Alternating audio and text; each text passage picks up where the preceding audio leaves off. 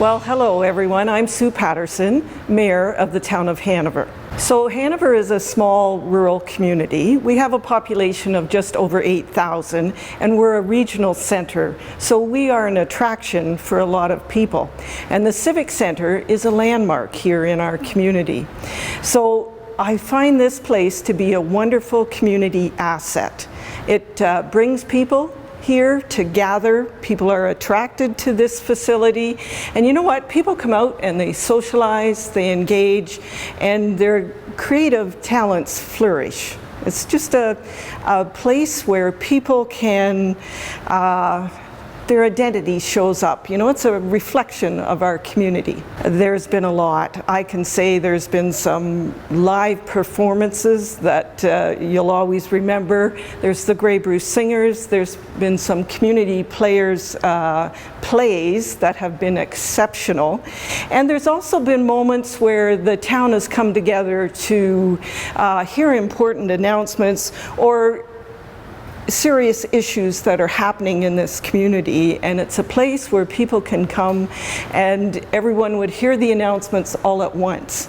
But to single out one, I think they're all great when they come together and perform here. Civic Theatre, it's a cultural hub. You know, when people come together and they can share some of their talents and their creativity, it brings other people out. So it fits right in with our HIP, Hanover's Innovative People program. So you know what? When we all come together and the culture is here, people may explore other initiatives. You know, they may have those talents that they say they can work together and maybe join a performance with the community players, or maybe they want to sing. But you know what? They all come together and it's a nice engagement for the community. It's actually a reflection of our identity. So the theater in itself attracts people of all ages, young and some not so young, middle-aged people, and the youth see the benefits of joining some of these, I want to say the community players, their plays. They come out and they can hear some great live performances. And there's other things that happen here. You know, the library uses this facility, and there's live events with animals and you know, programs that you wouldn't get anywhere else. I think the user groups are going to find it very comfortable, welcoming, as will the public. But you know what? They're going to be able to highlight some of their special skills and their talent, and I think it's going to attract more people to the community, and our own residents are going to come out and support the performances that are happening here. I can see already that the theater has been booked quite frequently for the next few months. The community players, they've got a special play that they're going to be putting on later this year. And you know what? The groups are going to see the benefit of having more people come out to their events. I just want to say that we're very proud of this facility, this landmark that, you know, people, there's a lot of memories in this building, and whether you're young or old, we can create new memories, but some of the past, the traditions that have happened in this facility will always be with us. Oh, yay!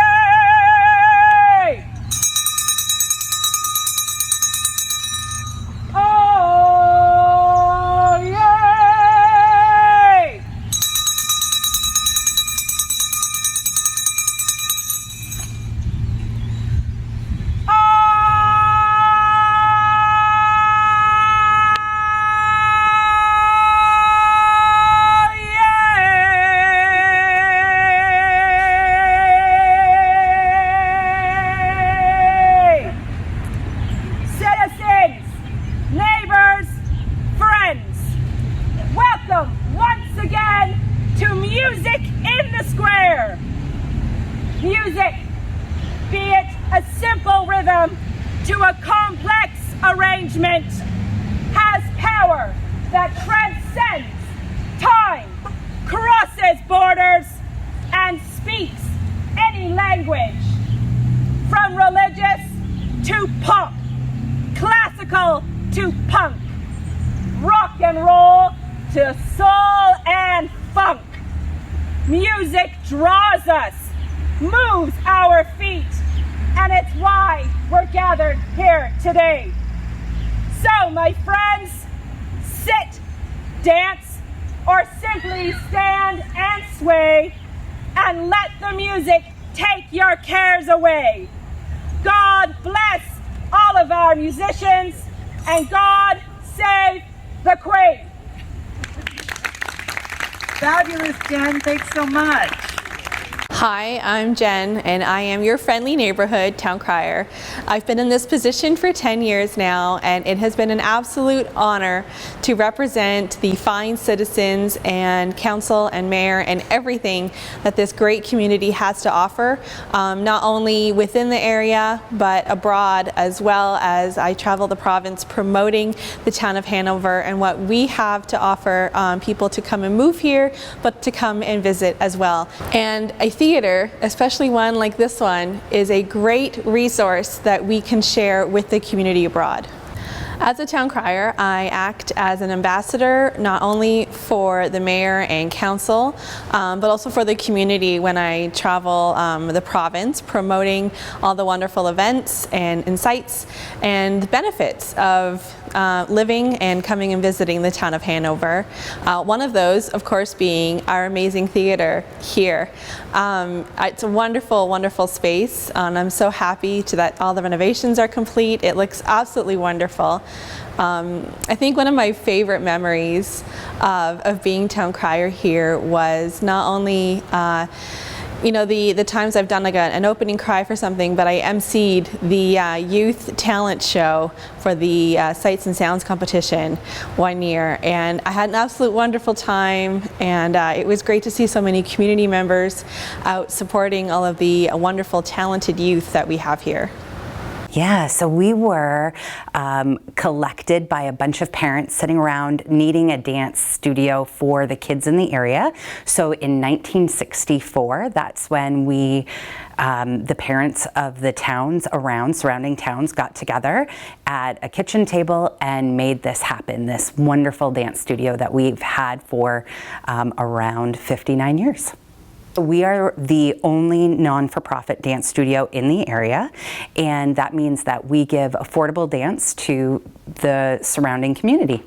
There have been so many, I would say every year there's just so many I say are my favorite, my favorite, my favorite. So in the about 12 seasons that I've been a part of Grey Bruce School of Dance, I couldn't even tell you what my favorite is because there's far too many.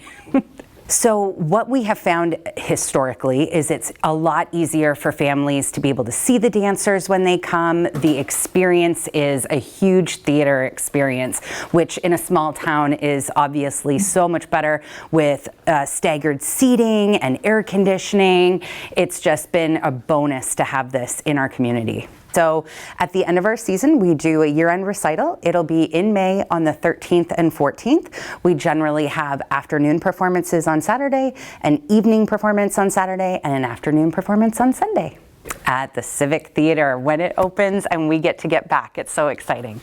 Yeah, they can either hit us up on Facebook or Instagram, and you can reach us through email at info@greybrucedance.com, or you can come to our website at greybrucedance.com. Back Porch Events is a concert business that we began in 2008. We did our first show here at the Hanover Civic Theatre in 2008 in September, and it was Bill Kelly, and it was called The Man in Black. It was a Johnny Cash tribute. And since then, for the past 13 years, we've been producing shows here at the Hanover Civic Theatre, starting in September, ending in May, anywhere between 13 and 14 shows in between that time. We do original acts. We also do a lot of tribute shows, which people seem to enjoy. It takes them back in time, and you can't see these bands anymore. So I think it's great that we've done this $2.9 million renovation, because the venue actually was a little jewel in the rough before this renovation, but now it's a real diamond. You don't have to go to the city anymore to see a great show. You can do it right here in town, and that's what we do. We've been producing shows for the last 13 years across Southwest Ontario. We're doing about 40 shows, anywhere from Midland down through Collingwood, Owen Sound, and back to Hanover and up to Fergus. So we've been doing this for quite some time, and we're very excited about the new theater. With the upgraded sound and the upgraded lighting, this really will be a world-class venue for people of this town to come and enjoy some great entertainment, local entertainment as well. And we're very excited to be able to produce shows here at this venue, starting with our Bob Seger and the Silver Bullet Band on September 2nd. So I would highly encourage anybody in this town who has not been to one of our productions or one of our shows. It's a great way to take the wife out for a night, a little bit of dinner and a show, and you won't be disappointed. There's nothing that brings me more joy than seeing people come out of this theater after one of our shows with big smiles on their faces and letting us know that they've really enjoyed the entertainment that we've provided. And we look forward to producing a lot more shows here in this venue. And quite honestly, we're just happy to have our business located in Hanover and to be able to produce these shows for the community. I would say there's been, for me personally, the reason I get into the business is I have a very high interest in music. I love it, and I love the emotions that it gives our audiences, and you can tell when they're really enjoying a show. But we've had Hotel California here, we've had ABBA here. I'm very much looking forward to my favorite show ever, which is our grand opening show with the Blues Brothers. I know both of the gentlemen quite well that do the show. We've worked with them multiple times, and if you come out to the grand opening show and you see the Blues Brothers, it's a show that you're not going to forget. It's not just music, it's dancing, it's comedy, it's fantastic music, and it's been my favorite show, and I just love these guys, and I think that it's a great way to kick off the opening of this theater. Hello, I'm Susan Sackle, and I'm a member of Hanover's Cultural Roundtable. I will be reading excerpts today from John Gardner's book, My Left-Handed, Backwards, Upside-Down Life and Assorted Short Stories. His memoir was published in September of 2021. For those of you who don't know John Gardner, his memoir is about growing up and coming of age in Hanover during the 1950s, 60s, and early 1970s, a time of great social change in small towns everywhere. So the first set of excerpts are about the drive-in, and he calls it Seeing the Stars Under the Stars.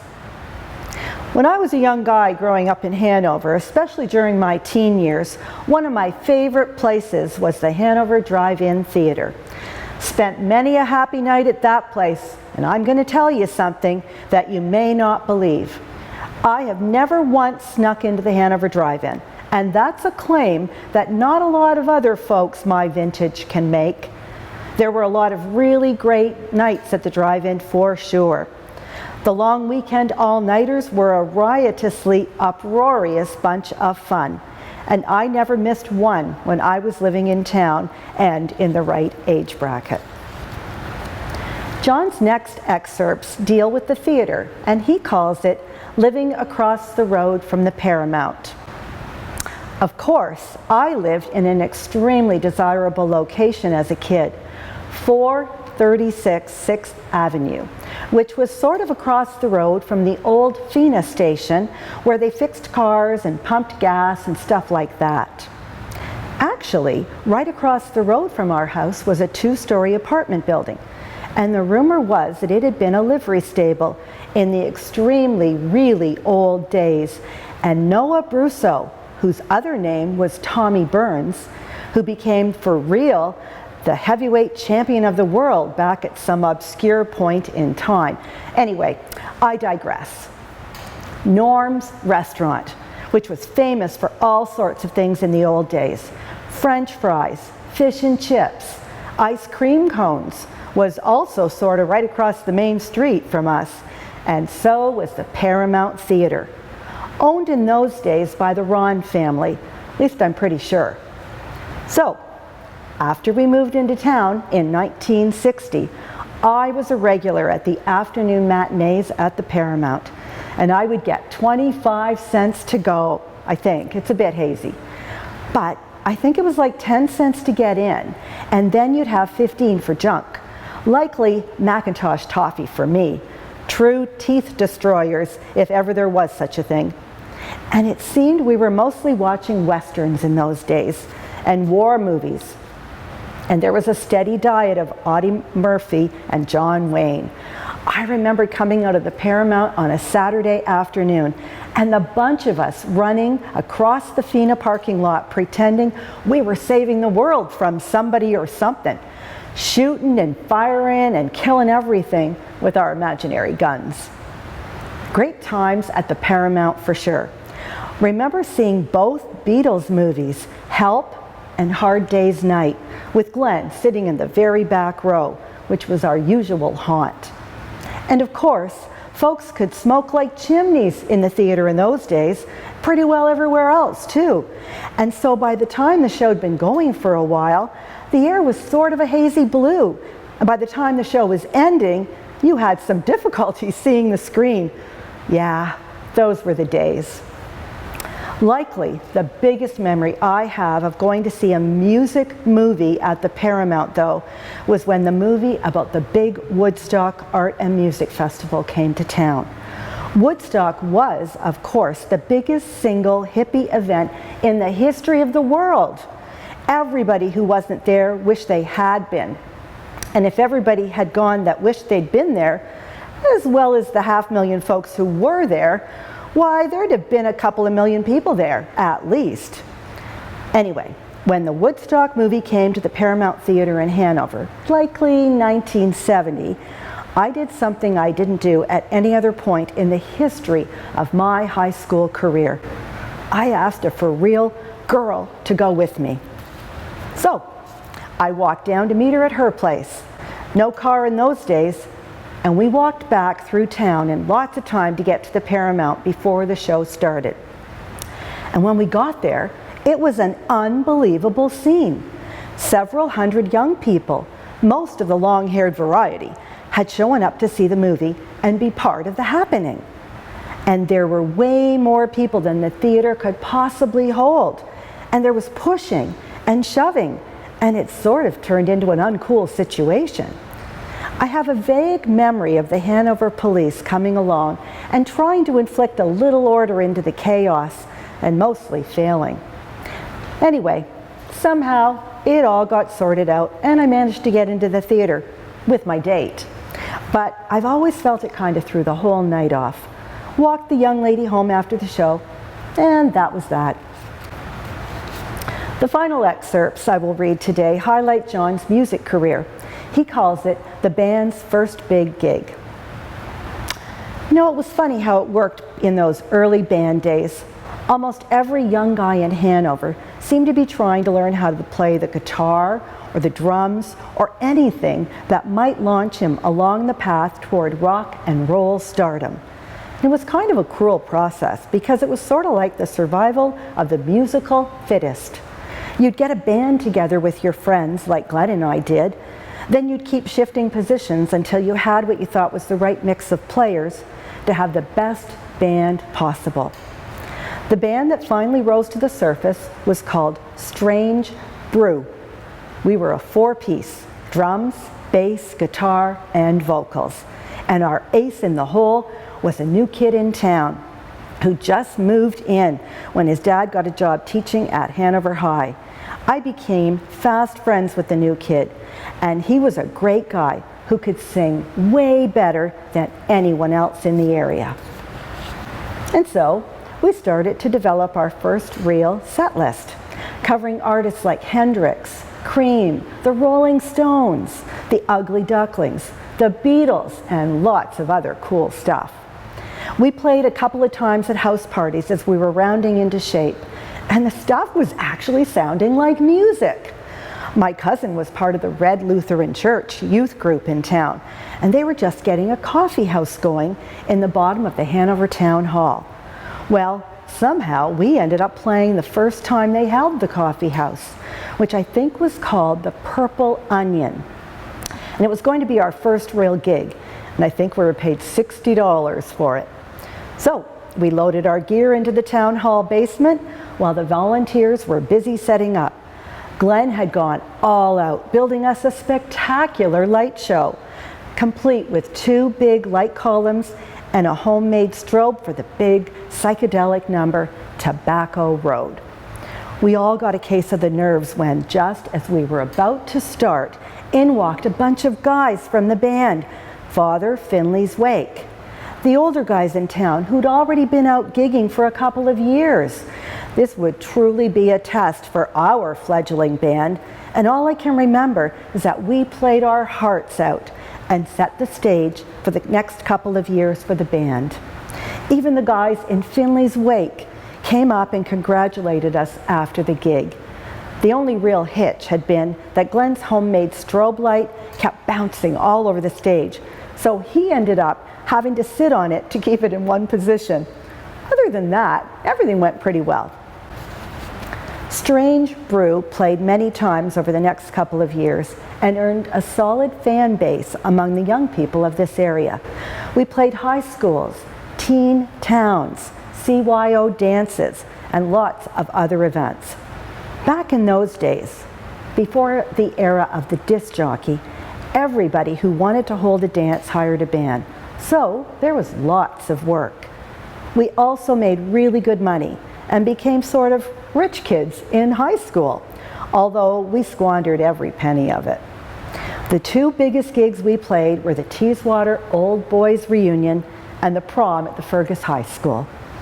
Then our singer moved away, our drummer moved to country music where there was a lot more money, and our guitar player switched to playing drums and joined a lounge act. But our enormous fun, it was fun while it lasted. And that's it for today. If you want to hear more from John Gardner's excerpts, check out his book, My Left-Handed, Backwards, Upside Down Life and Assorted Short Stories at the Hanover Public Library. Bye. So the theater is not only a hub for our community to use for cultural events, the Hanover Theater and the various concerts that come through, but it's a huge draw for our downtown as well to attract tourists to come and see the plays and the concerts, and therefore they're also spending money going for dinner, maybe doing some light shopping, and it's this great cyclical retail environment that then is forming that benefits our downtown businesses. Oh, my most favorite, I think, would have to be Nana's Naughty Knickers. I came with my husband. We had a date night, and we did what everybody else does. We did some light shopping downtown and had dinner, and then came and saw a play done by the Hanover Community Players, and we had a great time, lots of laughs, and it was so great seeing friends and neighbors and community members that we knew up on stage, and seeing this space being used. We really enjoyed it.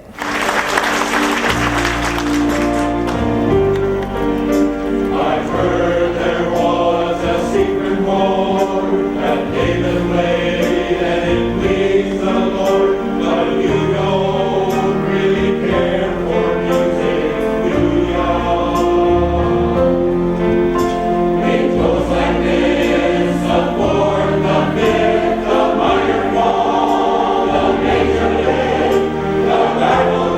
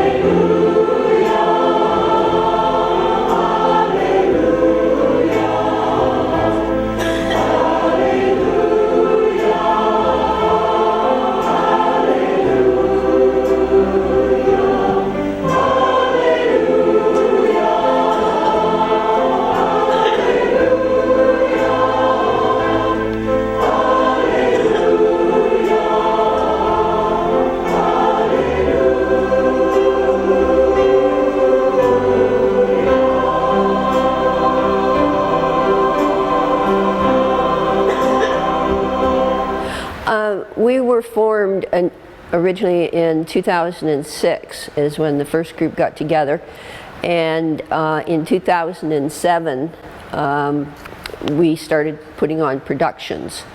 And the reason we got formed is that actually we were in the middle of Les Mis over at the high school, and another person who was working on it said, well, there's nothing for adults for theater around here. We should start our own theater company. And that's how it got started. And by 2007, we were a registered charity with the government, and we've been going ever since. We put on what we call 2 productions a year, and each production would have a number of shows. For the first time this coming December, there will be 8 shows, which is very unusual for us because normally there's only 3 or 4. But it being a great big Broadway expensive musical, we need to get as many shows in as we can. With the spring one, and the spring shows are usually geared more to adults, comedy because it sells, and that one will usually go for 6 performances, and so that's what we do. The one that I had a lot of fun with and the audiences really enjoyed was called Nana's Naughty Knickers, and we did it in 2015, and the set was constructed with a lot of hidden things in it. And you know, doors swung open and lights came on, clothes twirled in the closet, the fireplace opened up with shoes on it. But anyway, the upshot of it was that people thought this was done automatically. You know, we hooked up materials, and in actual fact it was 6 teenagers backstage doing it all, and they had to coordinate it because it had to happen fast. I believe, as does the board, that there needs to be cultural outlets, and thank heavens we have the Cultural Roundtable. But theater is important because it allows people's imaginations to take over as you try to become another character on stage. It gives you an outlet, something that's completely different to what your everyday life is. And the other thing is that we like to teach, we like to get people working backstage as well if they don't want to be on the stage. There's all kinds of jobs to do prior to productions. And then during the show, there's all kinds of things to do, because usually there's a lot of props in the kids' shows. And without a proper theater, which we now have, it's very difficult to train people or to have performances. We were so thankful to St. Matthew's Evangelical Lutheran Church to allow us to rent their auditorium, and so we were able to put on 2 productions. But it's really difficult. I mean, we had to build out the stage, we had to do all kinds of things to make it work, because the stage was only 14 feet deep.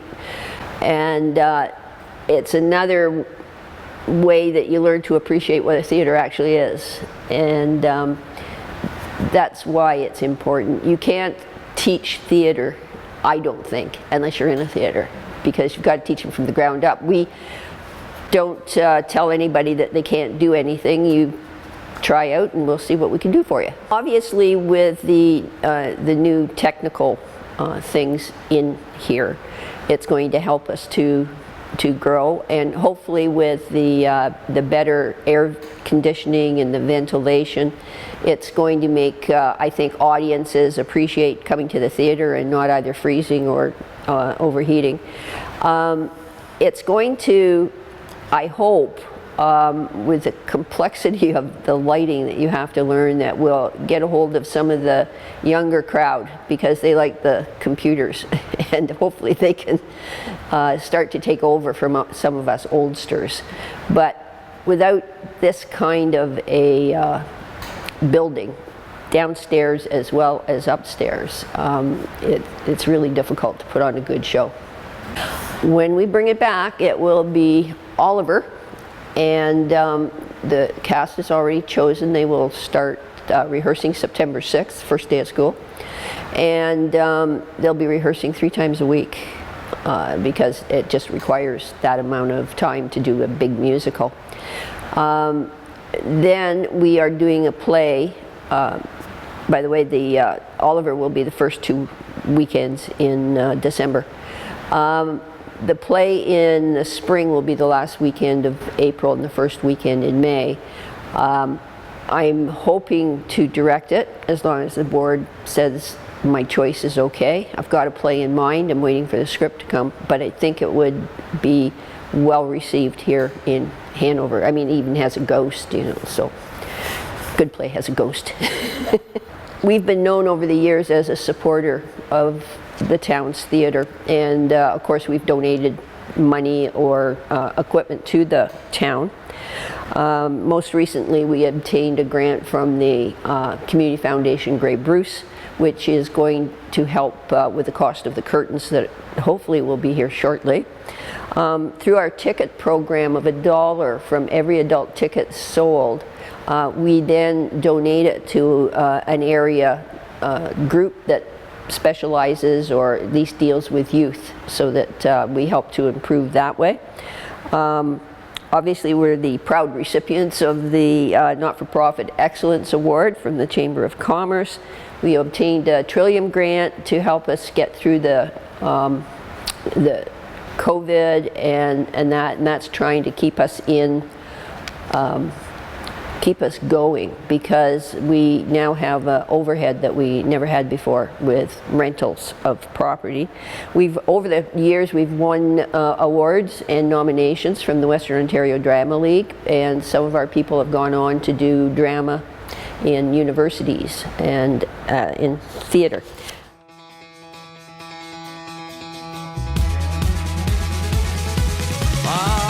The first, my last, my everything, and the answer to all my dreams. You're my sun, my moon, babe, you're my guiding star, my kind of wonderful, baby, that's what you are. I know there's only one like you. There's no way they could have made two. You're all that I'm living for. You're the love I keep forevermore. You're the first, you're my last, my everything.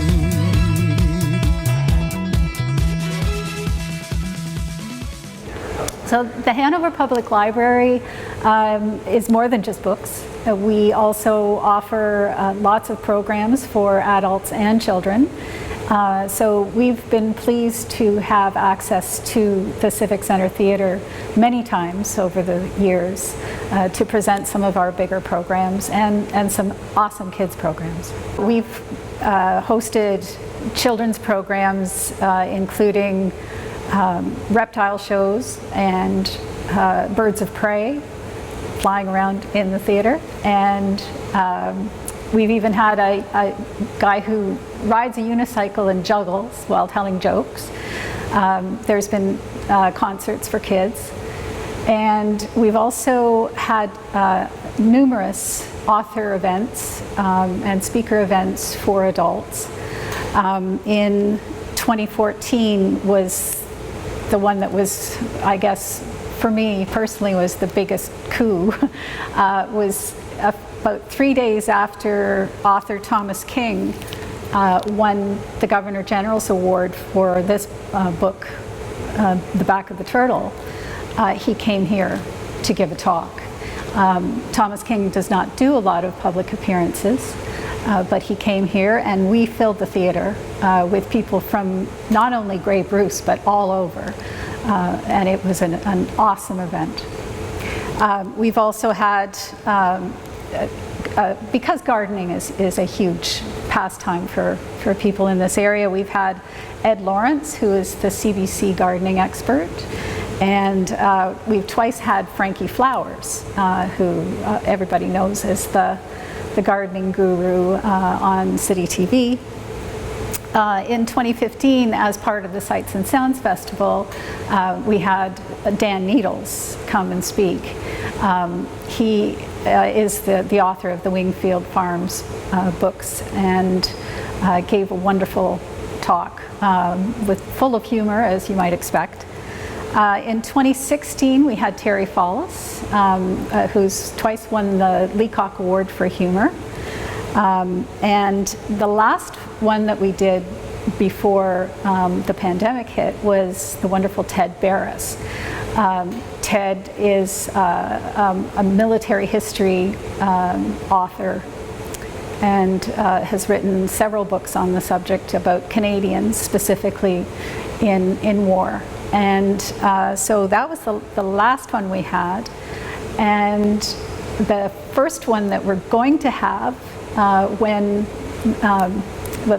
that the theater's reopened for use is Ted Barris. He has a new book coming out in September called Gauntlet to Victory, The Battle of the Atlantic. So we're looking forward to hosting Ted again on October 7th. So that's, as you can see, we've done lots and lots of great shows and events in the theater, and we're just thrilled to be able to start using it again. Yeah, well, yeah, I mean, it's such a great space for speaker events that are of interest to a wide variety of people. So we're really happy that we're able to get in here again and start using it. Well, a lot of the programs that we do are smaller, and we can do them in the Saugeen Room or a smaller venue, but sometimes we get lucky and we get a really big name, a big draw. And we need the extra space so that we can accommodate all the people who want to take part. So having the theater available to us is we're able to then bring in some of those bigger names that are really well known in Canadian literature or Canadian culture. Oh, it looks great. This is my first time in since the renovations have been done, and I'm just amazed. It's beautiful. Looks great. The thing that I'm really happy about is that there's the screen and the projector. The projector being built in, basically, because in the past we've had to roll in a little cart, borrow a projector, and it's had cords running everywhere, and it worked, but it was a lot of trouble to do it. And a lot of speakers want to do a slideshow or show some bits of video or whatever, and so we've had to accommodate that with a lot of complications with the new setup with the projector and the screen that are basically built in. That's going to simplify things so much for us. We're really happy about that. I'm sure that starting next summer for the summer reading, and possibly before that, there'll be children's programs that'll be booked to take place. Quite often, our children's librarian she can bring in some fantastic shows for kids if we have the space to do it. So that's been a struggle over the past few years, well, first of all because of the pandemic, and then because we haven't had access to the space. So I'm sure that there's going to be lots of great shows for kids in the future, concerts and humor and animal shows and opportunities for kids to learn and to experience going to an event like that in a beautiful space. So for us, for the adults, just again being able to bring in people like Ted Barris and other big name Canadian authors and Canadian personalities to give talks is going to be wonderful. Really happy that we have access to the space again. The Hanover Chamber has been around for over 60 years.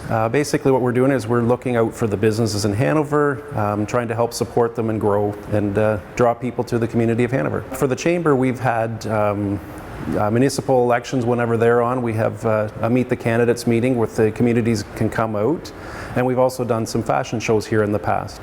Personally myself, I've come and watched the Grey Bruce Singers on many occasions. I think it's important to the community as it draws people to the town of Hanover, brings them to the downtown area so they can go out to the restaurants and just see what Hanover has to offer. What it's going to do is it's going to help, it's more accessible for people to get in here. And again, it's just the overall sound quality in here is going to be a lot better as well.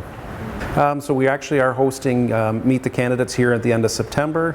So we're hoping to get a big crowd out here just to kind of come out and see what the people running for council have to say, and just looking forward to potentially having some other events here in the future now that it's been renovated and upgraded. If I asked you to dance, would you say yes? Yes, yes, yes, yes, yes, yes, yes, yes, yes, yes, yes, yes, yes.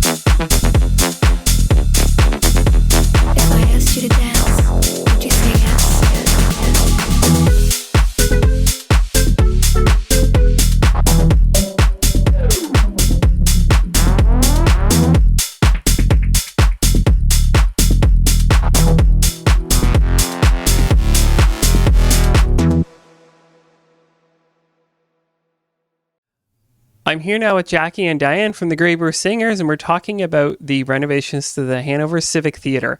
And Jackie and Diane, first, if you could tell us about the Grey Bruce Singers, including a brief history of how it was formed and what you're known for, please. Okay, thanks, Adam. Our choir, the Grey Bruce Singers, are a community choir that's been running in Hanover for over 80 years now. We sing all different kinds of music, both secular and sacred music, and there's opportunities for individuals and small groups to showcase their talents. The Grey Bruce Singers rehearse every Wednesday evening from September to April at the Hanover Civic Theatre, with 5 performances for our Christmas show and 5 performances in the spring. New members are welcome to join our GBS family. No auditions to join are required, and it's not a requirement to be able to read music either. but a willingness to learn is important, because you will certainly learn good vocal techniques from our director and our accompanist. So we are very excited to introduce our new director, Chris Burton. And Chris has earned a Doctor of Musical Arts and brings a wealth of teaching and performance experience to us. We also welcome our new accompanist, and his name is Norman Rinteman. And again, another highly skilled musician who has performed on the concert stage in both North America and Europe. So for more information, we encourage people to check us out at our website at www.greybrewsingers.ca and on our Facebook page. Now, Jackie is our travel coordinator and would like to share some of our travel experiences. Thank you, Diane. The Grey Brew Singers have been very fortunate in order to travel, and we've sung at some amazing venues. We sang at on Main Stage on Parliament Hill for the July 1st celebration, which was really exciting. And as a result of that, the following year we were invited to perform in do a performing tour in Scotland and England. Since then, we've performed Handel's Messiah in the Lincoln Center in New York. And several years later, a small group of us were fortunate enough to be invited back to Carnegie Hall in New York. It was such an honor to have performed at these prestigious venues. Since then, we've sung at the national anthem at the Toronto Blue Jays, and we've done many music festivals in Canada and the US. And we hope to travel in the future. Our new director and accompanist are very keen to do more traveling, so that's great. Excellent. So probably what would be the most memorable performance at our Hanover Civic Theatre for the Grey Brew Singers? If you could pick one? I know there's a lot. That's a hard one. Yeah. Well, certainly one of the most memorable concerts we did was dedicated to the veterans and the 100th anniversary of Vimy Ridge. So, we had members of the Legion and cadets marching with us on stage and with their flags and whatnot. We did an emotional reading of In Flanders Fields, and the pride we felt when everybody sang "O Canada." It was just an amazing show. Another fun concert that we did was a tribute to Canadian music, and we were performing songs from Canadian artists such as Gordon Lightfoot and Sylvia Tyson and Rita McNeil. So Canada has so many amazing artists. It's incredible. And I know it was, you asked for one, but of course, I have to say too, all of our Christmas concerts are favorites because it gets everyone in the Christmas spirit, and it's become a tradition for some people to kind of kick off their holiday season by attending one of our concerts. Yeah. That's a pretty fair statement, Jackie? Yeah. Most people say Christmas doesn't start till they hear the Grey Brew Singers. Yeah. Yeah, I would agree, and certainly that has been some of the best shows. So this one may be pretty easy for you two to answer, Jackie and Diane, but I'm pretty sure the Civic Theatre is pretty important to the Grey Brew Singers, not only as a venue to perform, but to practice in, right? Yeah. Yes, it sure has. The Civic Center, it's been an excellent venue for us to present our Christmas and our spring concerts, which involves 5 shows each time. It provides very comfortable seating for our patrons and good sight lines for all of our patrons. This is important. It's also great to be able to have our rehearsals in the theater where you are performing. It's a key factor to be able to plan and produce your show right there in the theater, throughout the course of rehearsals and things like that, because there's, sound checks, as you well know, Adam, and lighting. It's all about the timing. And that's why, it's really great to be able to have, this facility available to us, as I said, to do our rehearsals and our performances in. Right on, yeah. And I bet you with some of these recent improvements to the theater, the lighting and the sound system got an overhaul. That's going to be really exciting to try out when we get it back into the theater, I'm sure, for you, for the group. Yeah, we can't wait. Yeah, that's exciting for us. Yeah. Yeah.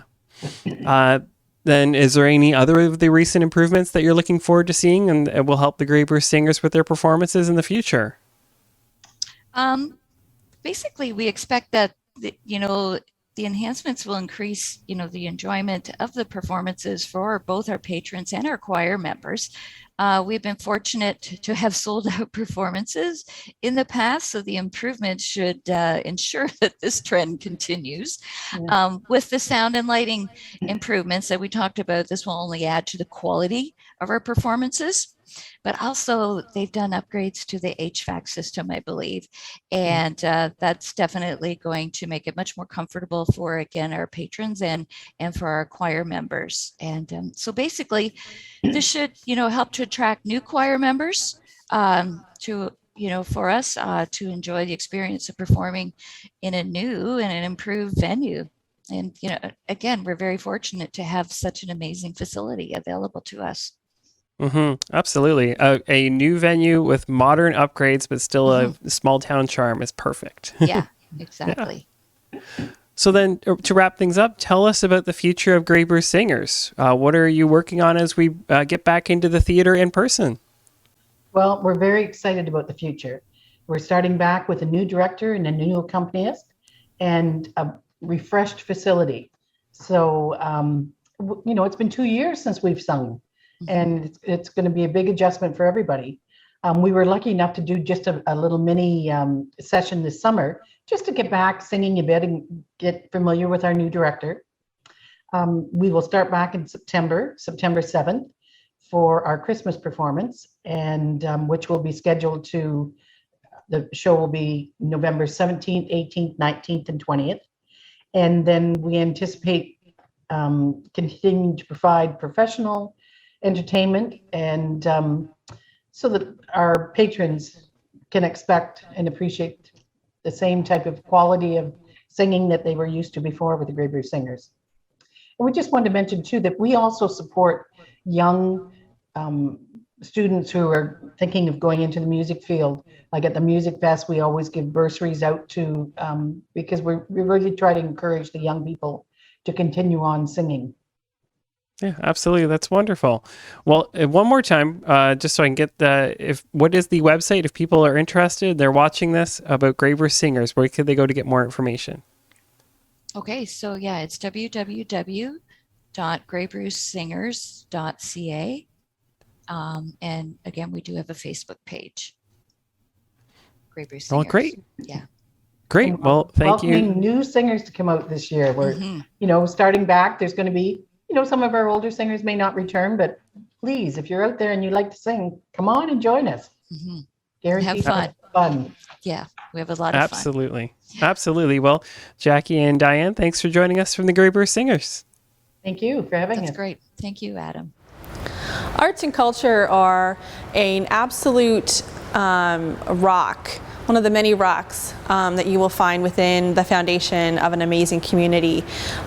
Without the arts, you're not going to have kids studying piano, theater, and all of that. And without that, then you're not going to have stuff like young adults going in for concerts and musicians, and going further on and studying theater and getting into professional acting. And of course, without that, you're not going to have stuff like all of the wonderful concerts and events that happen here at the theater, but on much broader stages around the world as well. I think it's absolutely wonderful that we have this space here in this small town, and it's available not only for our Hanover community players and all the wonderful plays that they've been able to perform here twice a year, but also for back porch events and all of the great concerts and acts that they're able to bring in as well. But we're able to have symposiums here as well for business leaders and those in the community, and other subjects and topics as well. So it's a great resource that we're very, very blessed to have here. There's nothing more contagious than that. Do you know you have come? You got me. My turn.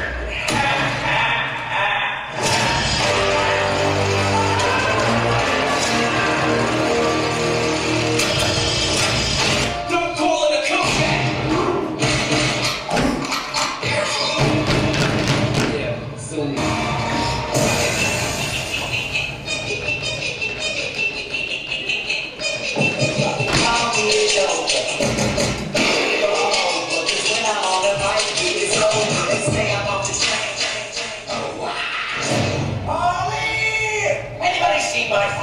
Over here.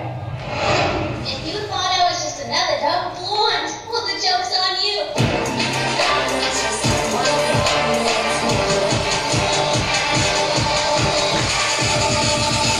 I'm Harley Quinn. Pleased to meet you.